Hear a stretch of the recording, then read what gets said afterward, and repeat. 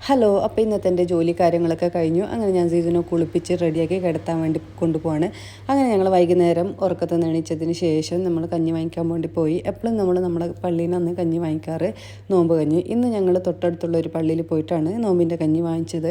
അപ്പോൾ പോകുന്ന വഴിക്ക് ഞങ്ങൾ വിചാരിച്ചു ഹലൈസിൽ കയറിയിട്ട് എന്തെങ്കിലും സ്പെഷ്യലായിട്ടുള്ള സ്നാക്ക് ഉണ്ടെങ്കിൽ വാങ്ങിക്കാമെന്ന് പറഞ്ഞിട്ട് അവിടെ പോയി.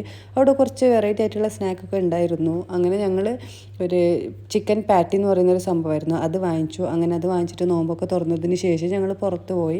എന്താ വെച്ചെങ്കിൽ നമ്മളിങ്ങനെ ചുമ്മാ ഇറങ്ങിയതാണ്. അതുമല്ലാതെ സിജുവിന് പെരുന്നാളിൻ്റെ ഡ്രസ്സൊന്നും സെറ്റായിട്ടില്ല. അങ്ങനെ ഞങ്ങൾ കുറേ കടയിലൊക്കെ കയറി.